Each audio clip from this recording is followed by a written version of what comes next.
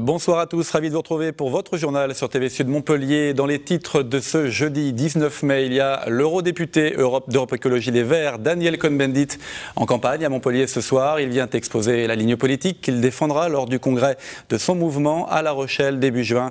Il nous a rejoint sur ce plateau. On vous retrouve, Daniel Cohn-Bendit, à la fin de cette édition. 250 élèves de CM2 sont partis aujourd'hui à la découverte de la course camarguaise à Lunel. Au programme Ferrade, des démonstrations de rasé pour des écoliers pas forcément initiés aux traditions taurines. Et puis c'est la fin d'une mini-trêve de 4 jours pour les rugbyman montpelliérains après leur brillante qualification.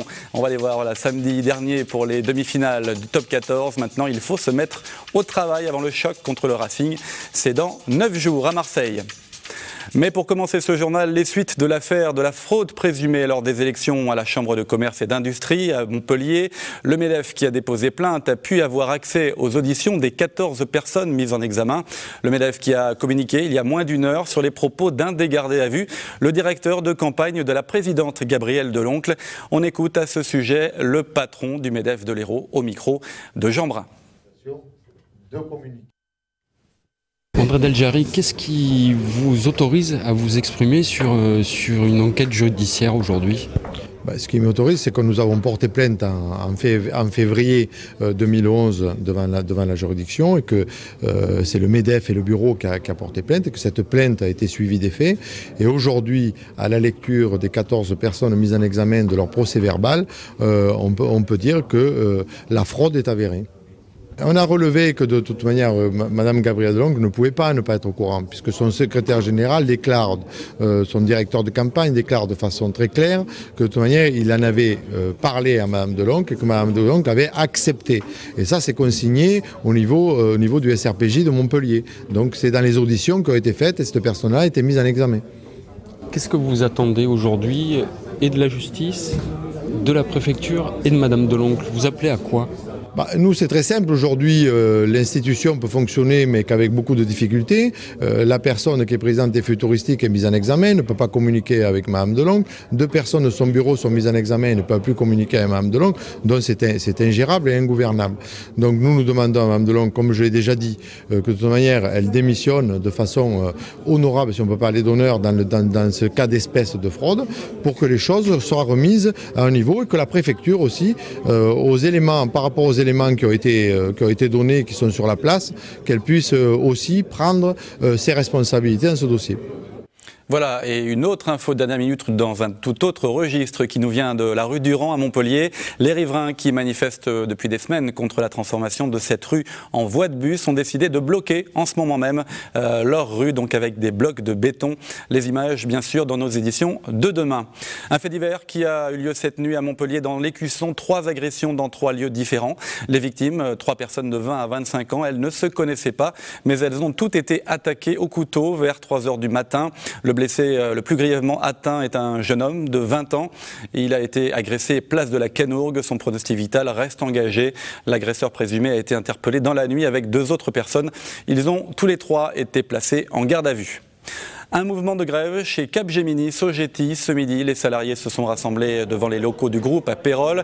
Ils demandent une revalorisation de leur salaire de 200 € net pour compenser la perte de pouvoir d'achat. Une pétition circule. Elle a été signée par 65% des salariés. Elle dénonce, je cite, 10 ans de disette salariale. Les syndicats profitent du déplacement dans la région de leur direction nationale pour les interpeller directement. On écoute 2 syndicalistes au micro de Moad et Liekabi. Nous avons une direction nationale qui vient aujourd'hui à l'agence pour des raisons de travail et nous voulons vraiment être visibles par rapport à eux et leur exprimer à quel point nous ne pouvons pas continuer comme ça sur les salaires, ils sont vraiment trop bas. Nos salaires sont vraiment bas. Depuis plusieurs années, nous n'avons pas de rattrapage des salaires et nous demandons donc cette fois-ci un rattrapage important. Nous demandons 200 € net par salarié car nous pensons que depuis que le groupe fait des grands bénéfices et fait notamment des chiffres d'affaires perpétuellement en hausse, nous pouvons obtenir ce bien pour les salariés. Certains deviendront peut-être des rasoteurs confirmés. En tout cas, 250 élèves de CM2 sont partis à la découverte des traditions et notamment de la course camarguaise à Lunel. Aujourd'hui, au programme, ferrade et démonstration de rasé. Le reportage de nos deux envoyés spéciaux, Michael Briffaut et Nouria Casabuerta.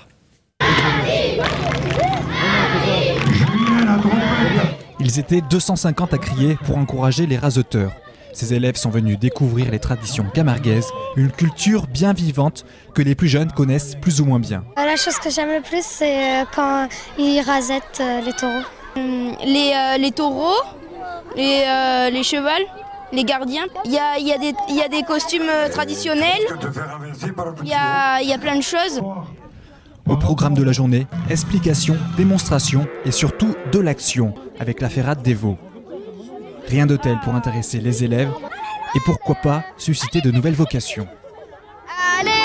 Ils ont pris un veau, ils l'ont couché par terre pour pouvoir lui mettre la marque sur ses fesses pour qu'on puisse le reconnaître avec d'autres veaux. Les rasoteurs ont rasetté les taureaux. C'était bien aussi quand ils ont coupé l'oreille et quand c'était le marquage à feu. Nous, on est vraiment enthousiasmés d'abord par l'intérêt des élèves parce qu'ils ont un intérêt surtout avec ce qu'on leur montre. Donc nous, c'est important parce que ce qu'il faut, c'est surtout que derrière nous, on laisse quelque chose, des traces des traditions camarguaises. Et je pense que c'est que par les petits qu'on peut y arriver. Véritable star du jour, les rasoteurs et ménadiers ont été très sollicités par le jeune public. Ils ont su fasciner les élèves par leur prouesse et ramener à coup sûr de nouveaux aficionados. Et on ouvre la page sport de ce journal avec du foot. Avant-dernière journée de Ligue 1, samedi soir à 21h à la Mosson, le MHSC reçoit Monaco, toujours dans la zone rouge, synonyme de relégation. Ils sont 18e, les Monégasques au classement. Montpellier, défait à Caen, 2-0, voudra forcément se reprendre devant son public pour la dernière fois de la saison. Même si pour Montpellier, 10e, les jeux sont déjà faits. On écoute René Girard qui évoque déjà les 3 recrutements espérés pour la saison prochaine. C'était ce midi au micro d'Olivier Brachard. On souhaite de trouver un garçon couloir gauche, de trouver un défenseur supplémentaire, ouais, puis après dans l'axe, ça dépendra de ce qui va se passer. Voilà. Un défenseur latéral ? Latéral, ouais, plutôt gauche. En sachant que Cyril peut jouer à droite, peut jouer à gauche, voilà, avec. Et après, dans l'axe, on verra ce qui va se passer, quoi. Voilà les souhaits de l'entraîneur, tout dépendra du départ éventuel du défenseur central Emir Spahic et pourquoi pas du jeune Mapou Yangambiwa, convoité par plusieurs clubs. Et puis une information de foot féminin, on connaît depuis la fin de l'après-midi les 30 présélectionnés pour le Mondial 2011 qui se déroulera cet été en Allemagne. 7 Montpelliéraines en font partie, Céline Deville, Laetitia Philippe, Kelly Gadea, Ophélie Mayrou, Oda Lata, Fléa Rubio et Marie-Laure Delis. La liste complète comptera la liste finale comptera 21 joueuses. Elle sera dévoilée le 6 juin.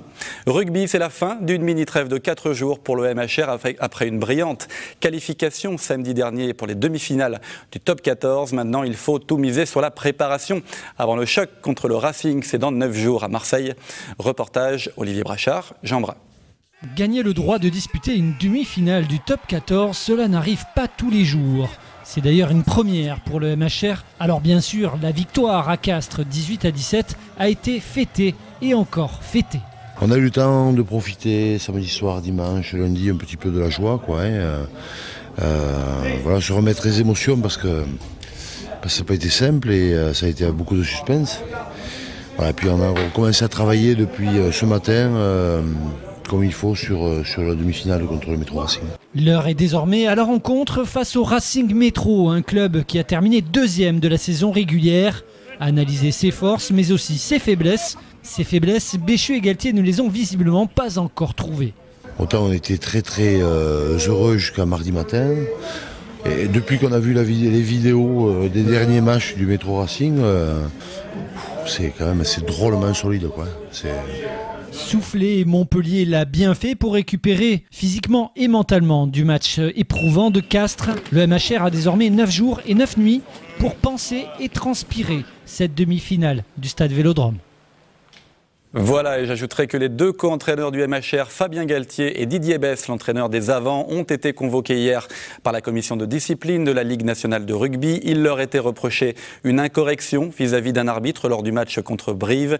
Ils s'en tirent avec 20 jours d'interdiction de banc, de touche et de vestiaire pour Galtier, 10 jours pour Besse, le tout avec sursis. Aucune amende n'a été demandée vis-à-vis du club. Et puis un mot de hand pour refermer cette page sport avec Luka Karabatic, sélectionné pour la première fois en équipe nationale. La Fédération française de handball a dévoilé la liste de ses joueurs retenus pour la tournée en Argentine du 5 au 14 juin prochain. Au total, 5 Montpelliérains seront donc du voyage, Luka et Nicolas Karabatic, mais aussi Michael Guigou, William Acambray et Samuel Onrubia.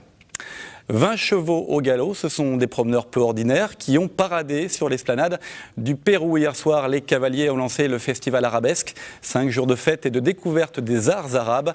Des chevauchées arabesques sont proposés tout au long du festival qui se tient jusqu'au 22 mai, principalement au Domaine d'Eau. On écoute Fadela Benamar, présidente de l'association Unisson qui organise le festival arabesque, au micro de Moad Eliakabi.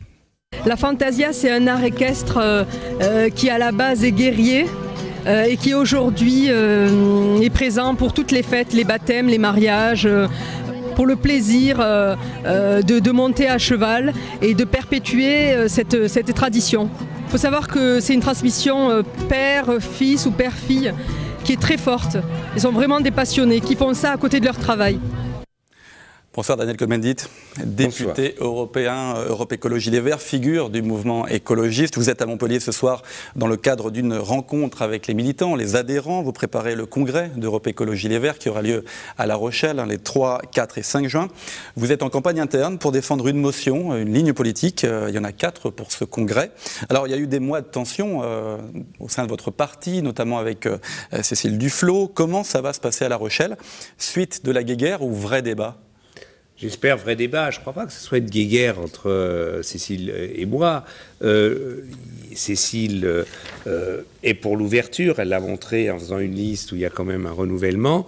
Ce que moi je constate, enfin ce que nous constatons avec notre motion, c'est que Europe Écologie Les Verts n'est pas à la hauteur de l'espoir que nous avons suscité. Et c'est lié à une pratique politique, à la manière de faire de la politique, et c'est de ça que je veux débattre. Je crois que Europe Écologie Les Verts n'est pas une organisation moderne. Ça se voit par exemple, comment on vote. On a refusé le vote électronique, c'est-à-dire que sur les 10 000 adhérents, s'il y en a 1500 qui se déplacent au plus pour voter, c'est beaucoup. C'est-à-dire que, en fait, on se replie sur un militantisme traditionnel et on rejette des tas de gens qui voudraient bien rejoindre Europe Écologie, mais pas sacrifier leur vie pour l'organisation. Vous avez eu des mots assez durs, hein, un parti trop bureaucratique. Vous parlez d'un échec collectif que vous dites d'ailleurs partager avec les autres dirigeants du parti. Vous proposez quoi, justement, maintenant, comme alternative ? Je propose que l'on installe une structure qui permette à ceux qui veulent militer de s'intégrer sans sacrifier leur vie. C'est ce que je viens de dire. Donc je propose, à côté d'Europe Écologie, cette idée d'une coopérative politique, c'est-à-dire qu'on s'ouvre dans la société, qu'on lance des débats dans la société, qu'on ait une forme de discussion et non pas simplement toujours de mettre ensemble bureaucratiquement pour des congrès, de se mettre ensemble, mais on n'a aucune influence dans la société si ce n'est que par le haut. Vous avez dénoncé les ambitions personnelles au sein d'Europe Écologie. Toute cette tension, c'est un peu le syndrome parti socialiste qui se reproduit chez les écologistes? C'est le syndrome parti, tout court. Comme s'il y a l'UMP ou NPA, ou c'était autrement, ou au Front de gauche. La difficulté, c'est qu'on voit qu'aujourd'hui, des écuries se mettent en place pour, en fait, les législatives, c'est-à-dire qui sera ou candidat, député, etc. Et je crois que c'est dangereux. C'est dangereux de réduire un peu, disons, le débat politique à ces investitures. Une cuisine, en fait, politique que vous dénoncez. Mais il y a toujours de la cuisine politique, mais ça dépend si la cuisine politique, c'est les 3/4 de notre énergie ou si c'est autre chose. Je parlais des socialistes en plein séisme politique depuis ce week-end, l'affaire Dominique Strauss-Kahn évidemment. Avant cette histoire, vous pensiez qu'il était le meilleur candidat aux primaires PS pour les présidentielles, et maintenant ? Il est plus candidat. Il est hors jeu. Il est hors jeu. Donc le train DSK a déraillé. Il n'y aura pas de candidat DSK. La question qu'on doit se poser toujours et que je me pose, c'est on avait une définition, une abstraction où, pour nous, Strauss-Kahn était une abstraction. Son positionnement politique était le meilleur positionnement pour moi à un moment pour battre Nicolas Sarkozy. La discussion sur sa personne, sa personnalité n'a pas eu lieu et maintenant on voit qu'il n'a pas tenu. Et donc, mais il faut faire attention, ce n'est pas le Parti socialiste aujourd'hui qui est mis en cause, c'est une personnalité qui aurait pu être le candidat. Maintenant, il faut que le Parti socialiste désigne, investisse son candidat ou sa candidate. Nous allons investir notre candidat et notre candidate, ou notre candidate, et après on verra. Faut-il vraiment une candidature écologiste présidentielle? Vous vous êtes posé la question à un moment donné. Est-ce que ce questionnement de votre part est toujours d'actualité, malgré la nouvelle donne au PS ou grâce à la nouvelle donne au PS? Écoutez, la grande majorité des militants d'Europe Écologie Les Verts veulent un candidat ou une candidate, dont acte.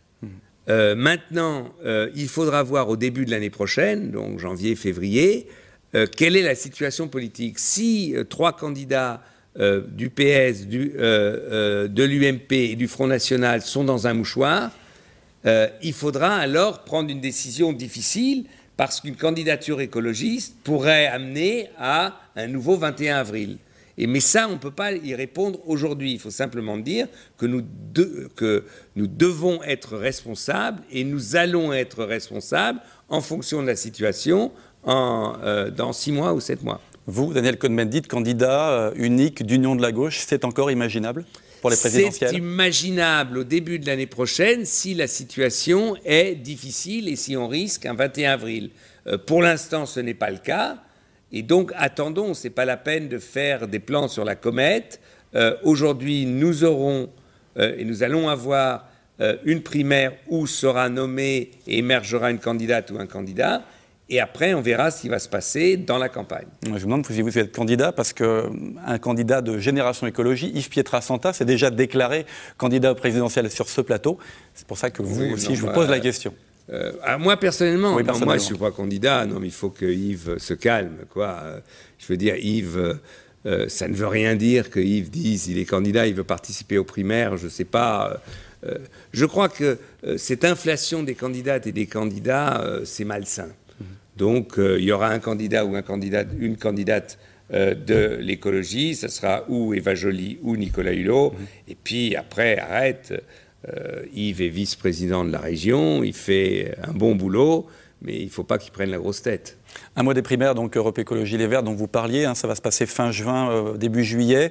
5 candidats pour le moment, 2 favoris, Eva Joly, Nicolas Hulot. Vous avez, vous, une préférence? Non, moi je dis Eva et Nicolas doivent émerger, doivent passer l'épreuve d'un débat politique. Ils ne sont pas des personnalités politiques, ils n'ont pas un parcours, un passé politique, et donc aujourd'hui je suis incapable de dire lequel des deux sera capable ou le mieux capable de représenter l'écologie.